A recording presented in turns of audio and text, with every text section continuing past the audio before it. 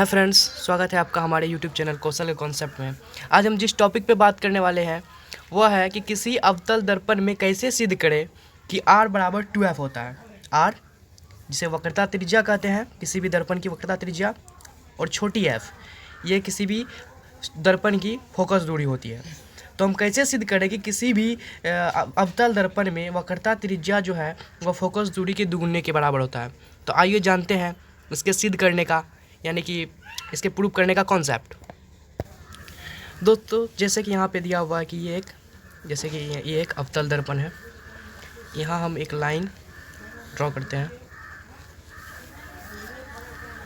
ये मान लेते हैं केंद्र है दर्पण का, केंद्र है, इसको सी से डिनोट करते हैं। ये मान लेते हैं फोकस है, इसको बड़ी एफ से डिनोट करते हैं। और मान लेते हैं एक आपतित किरण ए बी इसके समांतर में आपतित होता है। तो जब हम जानते हैं कि कोई भी समांतर किरण मतलब कि प्रिंसिपल अक्ष यानी कि प्रधान अक्ष के समांतर जो भी एक समांतर किरण आता है वो परावर्तन के बाद फोकस से गुजरता है। जैसे कि यहाँ फोकस से गुजर गया, ठीक। एक लंब जो यहाँ पे, ये लंब यहाँ पे हम डाल दिए, ठीक। मान लेते हैं ये जो लाइन है आप मतलब रेखा है आपतित किरण, इसको ए बी से डिनोट करते हैं। मान लेते हैं इसको पी से डिनोट करते हैं। तो हम जानते हैं कि यहाँ से लेके यहाँ तक की दूरी को हम क्या बोलते हैं, आर से डिनोट करते हैं। जानते हैं हम इसको आर से सूचित करते हैं, वक्रता त्रिज्या यही है।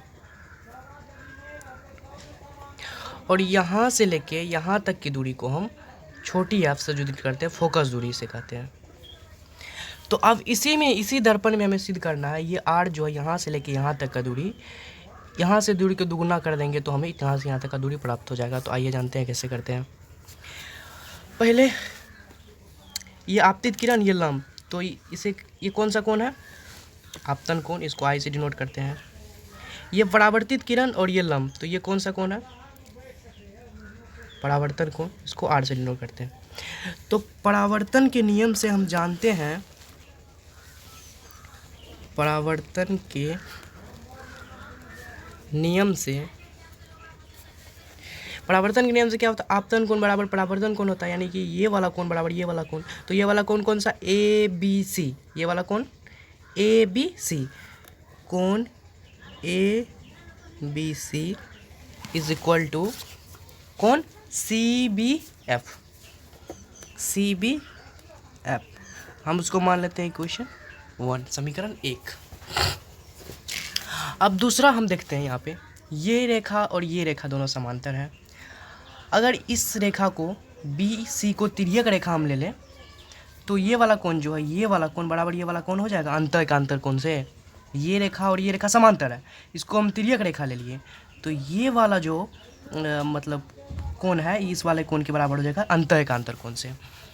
तो हम लिखते हैं, चूंकि ए बी समांतर पी सी है ना, ए बी समांतर पी सी एवं बी सी तिर्यक रेखा है।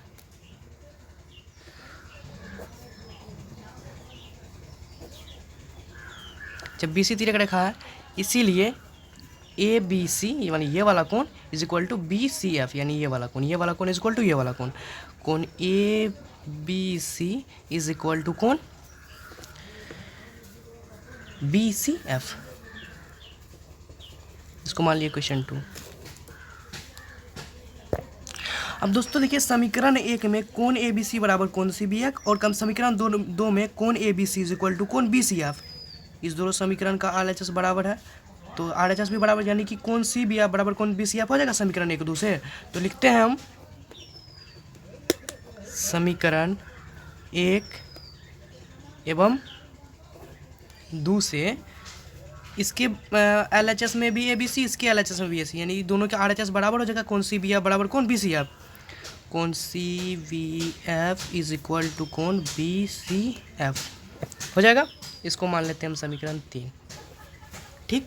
अब इस त्रिभुज में देखिए, ये वाला सी बी एफ त्रिभुज में कोण सी बी एफ, यहाँ पे ये बराबर कौन, बी सी एफ, यानी ये कोण बराबर ये कोण हो गया इस त्रिभुज में, हो गया। तो हम जानते हैं कि अगर किसी त्रिभुज का दो कोण बराबर होता है तो उस कोण का सामने वाला भुजा भी बराबर होता है। तो यहाँ कोण सी बी एफ बराबर है कोण बी सी एफ, यानी ये कोण बराबर ये कोण है। तो इस कोण के वाले सामने का भुजा सी एफ और इस कोण के सामने वाला भुजा बी एफ, दोनों बराबर हो जाएगा। तो हम लिखते हैं त्रिभुज बी सी एफ में कोण सी बी एफ बराबर कोण बी सी एफ। कहाँ से, समीकरण 3 से, यहाँ है ना समीकरण 3, समीकरण 3 से। जब दो कोण बराबर ये कोण हो गया तो इस कोण के सामने वाला हो जाए C F is equal to इस कोण के सामने वाला हो जाए क्या, बी एफ। सी एफ बराबर बी एफ हो गया, सी एफ बराबर बी एफ हो गया। इसको हम मान लेते हैं समीकरण 4। अब दोस्तों यहाँ देखते हैं, अगर ये आपतित किरण ए बी इसके बहुत नज़दीक होता, यानी कि मान लेते हैं इसी प्रधान अक्ष पे ही होता, तो ये परावर्तित किरण जो बी एफ है ये यहाँ पे आ जाता बी एफ, तो बी एफ बराबर पी एफ हो जाता। तो वही लिखते हैं, यदि आपतित किरण ए बी प्रधान अक्ष के बहुत अधिक निकट हो तो बी एफ बराबर पी एफ हो जाएगा, बस वही लिखते हैं हम। यदि आपतित किरण ए बी प्रधान अक्ष के अत्यंत